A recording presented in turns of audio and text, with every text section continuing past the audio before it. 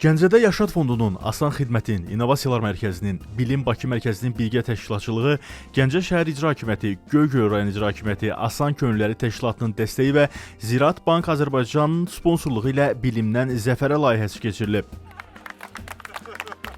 Layihə Gəncə şəhəri, Göygöl, Daşkəsən və Samux rayonlarından olan 6-14 yaş arasındakı 90-dan çox şəhid övladını əhatə edib.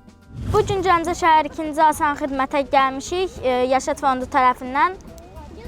Burada əyləncəli, səmərəli vaxtımızı keçirmişik. Texnologiya ilə bağlı əşyalar düzəltmişik, yemək yemişik. Vaxtımız çox gözəl keçib.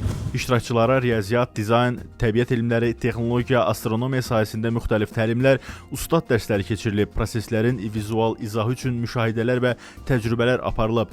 Həmçinin maarifləndirici, intellektual oyunlar reallaşdırılıb, bilim şou nümayiş etdirilib.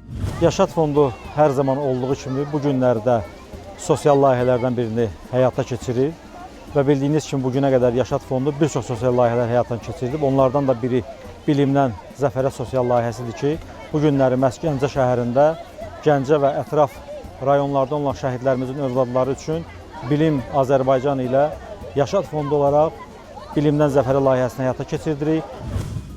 Məqsəd uşaqların elmə, innovasiya və texnologiyaya marağını artırmaq, elmi hadisələrin təcrübədə necə işlədiyini müşahidə etmələrinə imkan yaratmaqdır.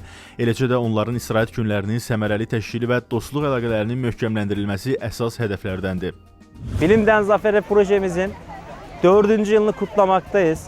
Bugün Yaşad Fondu ile birlikte Bilim Azerbaycan departmanımızla birlikte bugün şehit çocuklarımıza bilim ve teknoloji ile buluşturmak amacıyla Gence'de buluştuk. 6-14 yaş arası çocuklarımıza bilim teknoloji alanında eğitimler vererek onların geleceğe doğru idealarını, düşüncelerini harekete geçirmek, onların yanında olduğumuzu her anlamda belirtmek için bugün Gence'de şehit çocuklarımızın yanındayız.